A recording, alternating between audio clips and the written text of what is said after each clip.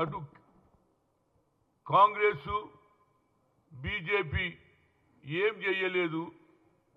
BJP వరకు మీకు మాట్లాడే హక్కు ఉన్నది, కానీ కాంగ్రెస్ గురించి మాట్లాడే హక్కు మీకు లేదని నేను బీఆర్ఎస్ నాయకులను అడుగుతున్నా. బీసీలకు మేము ఎంతో చేసామని చెప్తున్నారు, ఏం చేసిర్రో చెప్పండి. ఇందిరాగాంధీ నుంచి ఇప్పటి వరకు సోనియా గాంధీ వరకు కూడా బడుగు బలైన వర్గాలకు ఎక్కువ అవకాశాలు ఇచ్చిన కాంగ్రెస్ పార్టీ అంటే అది కేవలం సోనియా గాంధీ నాయకత్వంలోనే జరిగింది.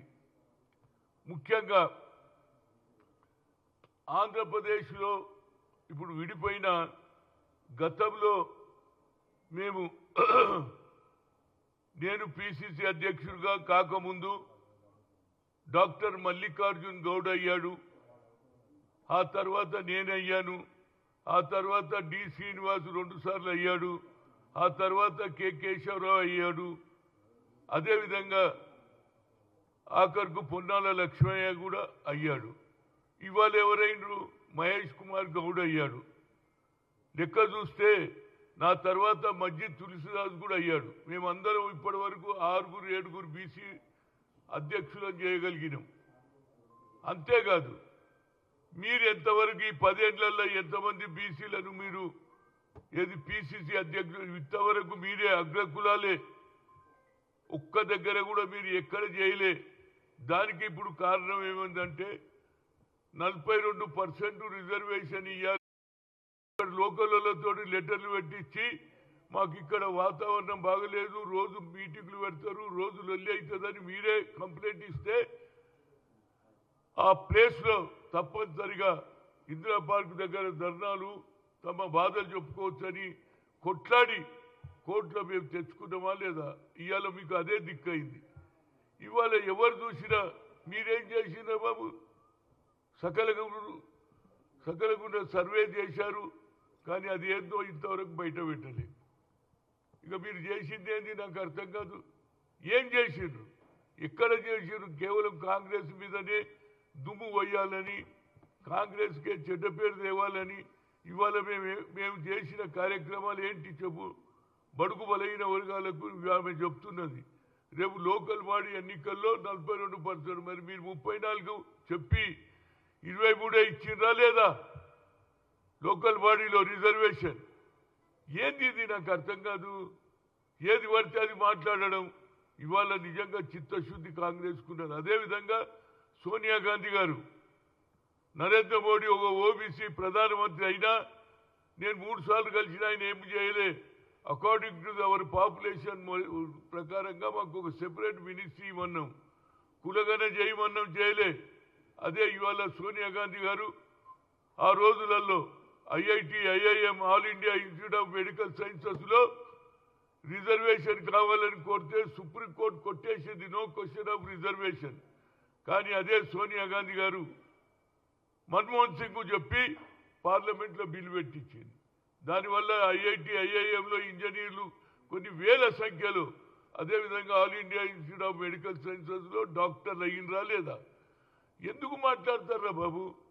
నడిమిట్ల ఆయన ఎవరు, మన కమాలుద్దీన్ గారు కూడా అయ్యారు, ఒక మైనార్టీ అయ్యారు. అంతకుముందు ఎవరు, సంజీవయ్య గారిని కూడా ఈ రాష్ట్రానికి ఏఐసిసి అధ్యక్షుడు చేశారు, అదేవిధంగా రాష్ట్ర ముఖ్యమంత్రి చేశారు. ఇవన్నీ మా ఘనత ఉన్నది.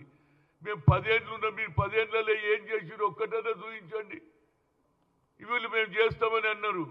కామారెడ్డిలో మేము అన్ని జిల్లాలు తిరిగి, సిద్ధరామయ్య గారు వచ్చారు, రేవంత్ రెడ్డి వచ్చారు, ఆ మీటింగ్లో 42%. అదేవిధంగా ఇవాళ మహేష్ కుమార్ గౌడ్ గారు కూడా మేము 42% రిజర్వేషన్ ఇస్తారని గట్టిగా చెప్తున్నాం. ఉన్నప్పుడు మీరు కేవలం పబ్లిసిటీ పర్పస్, ఇక ఆఖరికి మీరు చేసిన ఘనత ఏంది? తెలంగాణ తల్లి, దాని గురించి మీరు ఆలోచన చేయలేదు. మీరు 10 ఏళ్ళు ఉన్నా మీరు ఏం చేయలే. అదే రేవంత్ రెడ్డి గారు ఆ తెలుగు తల్లి విగ్రహం పెట్టినా లేదా? అంతేకాదు, నువ్వు బతుకమ్మ పెట్టి ఆడుతావు, కానీ బతుకమ్మ కుంట గురించి ఎప్పుడన్నా ఆలోచన చేసినావా? పేరే దాని పేరు బతుకమ్మ కుంట. దానికి నువ్వు ల్యాండ్, మీ ప్రభుత్వం ల్యాండ్ గ్రాబర్లకు అవకాశం ఇచ్చింది.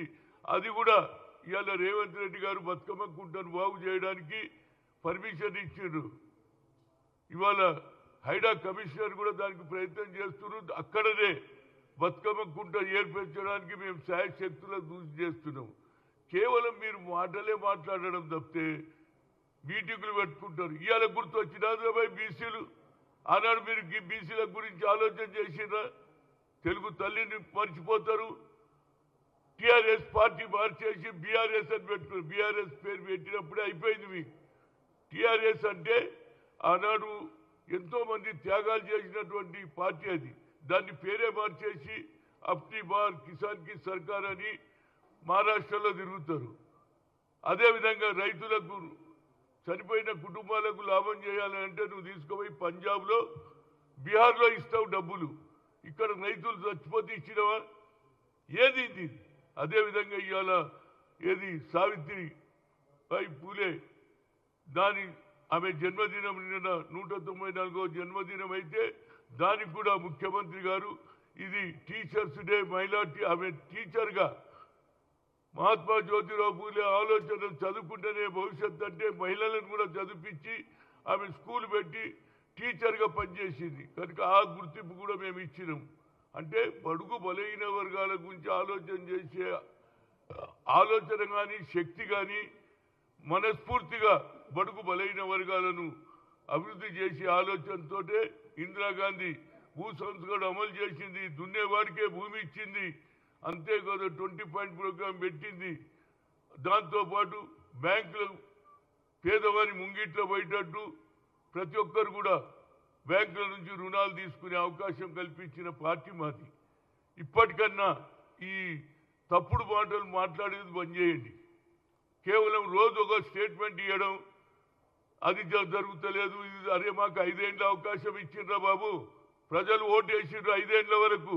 5 ఏళ్ల లోపల 6 డిక్లరేషన్ చేస్తాం, రైతు రుణమాఫీ చేస్తాం, అన్ని చేస్తాం మేము.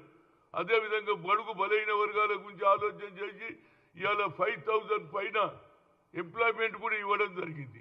ఇంకా మీకు ఏం కావాలి నాకు అర్థం కాదు. మీ తగాదాలు ఉంటే మీ దగ్గర పెట్టుకోండి బాబు. కేవలం కాంగ్రెస్నే టార్గెట్ చేయడం, రోజు రోజు అభివృద్ధి జరుగుతుంది తెలంగాణలో, దాన్ని చూడలేక రోజు విమర్శించడమే మీకు. నిన్న మీరు మీటింగ్ ఎందుకు పెట్టుకున్నారా బాబు? మేము చేయమన్నామా? ఎక్కడైనా అన్నామా? 42 డిక్లరేషన్ చేస్తా అన్నాం, చేస్తాము. సిద్ధరామయ్య వచ్చిండు, రేవంత్ రెడ్డి చెప్పిండు. ఆ మీటింగ్లో ఇంకోటి కూడా అడిగిన, అయ్యా ఇంత బడ్జెట్ మాకు సరిపోదు రేవంత్ రెడ్డి గారు, మా జనాభా ఎక్కువ ఉన్నది, దానికి పెంచాలన్నాడు. దానికి కూడా రేవంత్ రెడ్డి అష్యూరెన్స్ ఇచ్చిండు, బీసీ బడ్జెట్ కూడా పెడతాను. ఇన్ని మేము మంచి పనులు చేస్తుంటే దాన్ని ఏదైనా ఉంటే సలహాలు ఇయ్యండిరా బాబు, సలహాలు ఇయ్యండి. తప్పనిసరిగా మంచి సలహా ఉంటే దాన్ని రేవంత్ రెడ్డి ఇంప్లిమెంట్ చేస్తా అని చెప్పిండు ఆయన ఓపెన్గా. మీరు అసెంబ్లీకి రారు, అసెంబ్లీలో కూడా పెడతారు. వచ్చినాడు ఆయన నాయకుడు అయితే ఎక్కడ ఉన్నాడో మరి కేసీఆర్ గారు 10 ఏళ్ళు ముఖ్యమంత్రి చేసిండు. అదేవిధంగా ప్రగతి భవన్ పేరును మార్చి అది మహాత్మా జ్యోతిరావు పూలే ప్రజాభవన్ చేసినాం. మేము చేసినామా లేదా? వచ్చిన ఫెన్ స్ట్రోక్ తోటే ఫస్ట్ డేనే అది ప్రజలకు ఉపయోగపడే భవన్ అని చెప్పినామా లేదా? ఇలాంటి చెప్పుడు పోతే ఈ ఒక్క సంవత్సరంలో ఇన్ని అభివృద్ధులు చేస్తుంటే దాన్ని ఓర్వలేక నోటికి వచ్చినట్టు మాట్లాడడం బంద్ చేయండి. మేము కూడా మాట్లాడగలుగుతాం, కానీ మాది ఒక కల్చర్ ఉన్నది. ఒక కల్చర్ ఏదో వేరేవాడు మాట్లాడుతుంటే దానికి కౌంటర్ ఇవ్వాలి అనే మాకు ఆలోచన లేదు. ఎందుకంటే వాడు మాట్లాడుతూనే ఉంటాడు, మేము అభివృద్ధి చేస్తూనే ఉంటామన్న. ఇది మా కల్చర్. ఏదైనా తప్పనిసరిగా రావు. దీని వెనకాల 6 డిక్లరేషన్ ఇచ్చిన మా తల్లి సోనియా గాంధీ గారు తెలంగాణ ఇస్తా అన్నది ఇచ్చి తీరింది. ఆమెకు తెలుసు ఆంధ్రలో వ్యతిరేకమవుతుందని, అయినా ఇచ్చిందా లేదా? బిల్ పాస్ చేసిన మేము. ఆనాడు ఎవరు కూర్చున్నారు లాబీలో? కేశవరావు, అదేవిధంగా చంద్రశేఖరరావు కూర్చొని అర్బంతన బిల్ పాస్ చేయాలన్నాడు. నేను బయటకు వచ్చిన ఇది కలవడానికి వస్తుంటే లాబీలో కూర్చొని చెప్పారు. నేనన్నా మీరు చెప్పేది అవసరం లేదు, మా సోనియా గాంధీ చెప్పింది బిల్లు పాస్ చేయాలన్నాం, చేస్తున్నాం అన్నాం. అదే ఆంధ్ర వాళ్ళు వ్యతిరేకం చేసారు. సుశీల్ కుమార్ షిండే హోమ్ మినిస్టర్గా ఉంటే ఆయన కాయిదాలు గుంజుకోవాలని ప్రయత్నం చేసి ఆపినాం, బిల్ పాస్ చేసినాం. నీకు ఏ హక్కు లేదు, నువ్వు ఒక్కరిమే ఉండుంటివి. ఇవాళ నేను తెచ్చినా తెలంగాణ నువ్వు అన్నావా లేదా? ఏ దినం తెలంగాణ ఇస్తే నేను ముఖ్యమంత్రిని గాను ఒక హరిజన్ను చేస్తాను చేసినవా? కాళ్ళు కడిగి నెత్తి మీద పోతున్నారు. సోనియా గాంధీ నువ్వు అవమానం చేస్తావు. అదేవిధంగా మీరా కుమారి, మీరానా గీరా అంటావు.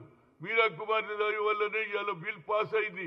ఆమె పార్లమెంట్లో ఆమె స్పీకర్గా ఉండి బిల్ పాస్ చేసిందా లేదా? సుశీల్ కుమార్ షిండే రాజ్యసభలో బిల్ పాస్ చేసిందా లేదా? తెచ్చిందంతా మేము. ఏదో నీకు అవకాశం వచ్చింది 10 ఏళ్లలో, నువ్వు ఎంజాయ్ చేసినావు.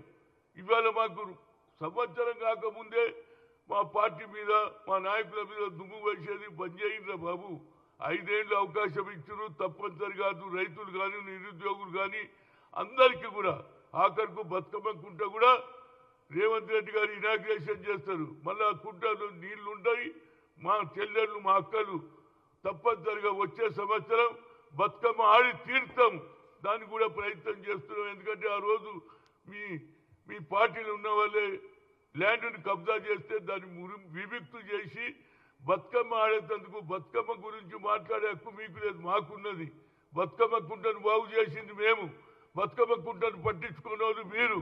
బతుకమ్మ కుంట మీద ల్యాండ్ గ్రాబర్లకు మీరు మద్దతు ఇచ్చినా లేదా మీ పార్టీ వాళ్ళు? కనుక ఇలాంటి భాష బంద్ చేయండి. ప్రజలు మాకు అవకాశం ఇచ్చారు. 5 ఏళ్ల లోపల అన్ని ఇచ్చిన వాగ్దానాలు, నిరుద్యోగులు కానీ, రైతులు కానీ, అదేవిధంగా ఇచ్చిన అన్ని వాగ్దానాలు పూర్తి చేస్తామని మీడియా ద్వారా చెప్తున్నాం. ఇక ముందు ఇలాంటి స్టేట్మెంట్లు బంద్ చేయండి. 34 చెప్పి 23 ఇచ్చిన వాళ్ళు మీరేం మాట్లాడతారా బాబు? అదేవిధంగా ఏది ఇందిరా పార్క్ దగ్గర ఏది ధర్నా చౌక్ను కూడా ఎత్తేయాలని వాళ్ళు ఇవాళ అదే ధర్నా చౌక్ మీకు పనికొచ్చింది అన్నాడు, తీసేయాలన్నారు. మాకు రానియలే. అదే కానీ మేము కొట్లాడి ఇందిరా చౌక్ను కూడా మేము రక్షించుకున్నాం. అందుకే నీకు ఆడ అవకాశం వచ్చింది. ఇలాంటి భాష మాట్లాడేయండి. సోనియా గాంధీ ఇచ్చింది తల్లిని నువ్వు మర్చిపోయి తెలంగాణ పార్టీని మార్చి బీఆర్ఎస్ పెట్టినప్పుడే నువ్వు ప్రజల దగ్గర దూరం అయిపోయినావు. ఇప్పటికంటే మాటలు బంద్ చేసి గత తప్పులు తెలుసుకొని ఇచ్చిన సలహాలు ఏదైనా ఉంటే మా ముఖ్యమంత్రి తీసుకోవడానికి రెడీగా ఉన్నాడు. దాని మీద కాన్సన్ట్రేట్ చేయమని అయితే సీనియర్ నాయకుడిగా, మాజీ పిసిసి అధ్యక్షుడిగా, ఓబీసీ ఎంపీసీ కన్వీనర్గా ఒకసారి రిక్వెస్ట్ చేస్తాం. ఇంకా మీరు ఇట్లనే మాట్లాడితే మేము కూడా గట్టి జవాబు చెప్పవలసి వస్తుంది. ఎందుకంటే మా కల్చర్ కాదు. మీ కల్చర్ వేరు, మా కల్చర్ వేరు. ఈ దేశంలో హిందూ, ముస్లిం, సిక్, ఇసాయి అందరు కలిసి సెక్యులర్ దేశం. దాన్ని ఏమో బీజేపీ ఈ హిందూ దేశం చేయాలని అదే ఆలోచనతో రాజీవ్ గాంధీ గారు సద్భవనం పెట్టారు. ఆయన కొడుకు అయినటువంటి రాహుల్ గాంధీ కన్యాకుమారి నుంచి కశ్మీర్ దానికి నుంచి దేశంలో ఎవరు చెప్పలే. క్యాస్ట్ వైజ్ సెన్సస్ బై కరుంగా అన్నాడు. జితనా ఇస్తేదారి ఉత్తి భాగీదారి అన్నాడు. 50% ఫీలింగ్ కూడా ఎత్తేస్తా అని చెప్పినటువంటి నాయకుడి నాయకత్వం కావాలా? లేకుంటే నరేంద్ర మోడీ లేకపోతే ఏది బీఆర్ఎస్ పార్టీ వాళ్ళు ఆలోచన చేసుకున్నారు బాబు. మా పార్టీ ముందుకు పోతుంది. ప్రజలకు ఇచ్చిన హామీలు నిలబెట్టుకుంటాం. Thank you. అదేవిధంగా 1 మినిట్ అది 1 మినిట్. అదేవిధంగా మా రాహుల్ గాంధీ గారు బీహార్లో leader of the opposition Rahul Gandhi expressed his solidarity with the protesting students of Congress MP vowed to stand with the students in the fight of their rights. The protection of the student partner are demanding the cancellation of integrated combined parliamentary competitive examination CCE 2024 conducted by the Bihar Public Service Commission. On December 30th, Rahul Gandhi alleged that the BJP is cutting the thumb of the youth of India, just like a Ekalavya, destroying their future. ఆయన support చేస్తుడు. మాది కూడా తప్పనిసరిగా బీహార్లో మళ్ళీ రీ-ఎగ్జామ్ పెట్టాలనేది రాహుల్ గాంధీ ఆలోచన. ఆయనకి ఎంత ఆలోచన ఉన్నదో చెప్పుడు. అక్కడ పిల్లలకు అన్యాయం జరుగుతుంది. ఈ ఎగ్జామ్ను మళ్ళీ పెట్టాలని అన్నా పేద ప్రజలకు అన్యాయం చేస్తుంది. కాబట్టి రాహుల్ గాంధీ ఎంత దూరదృష్టి ఉందో దీన్ని బట్టి తెలుసుకోవాలని నాయకులకు, బడుగు బలైన వర్గాలకు, అదేవిధంగా అపోజిషన్ పార్టీ అది బీజేపీ కానీ బీఆర్ఎస్కు కూడా కళ్ళు తెలిసి మాట్లాడమని కోరుతున్నా.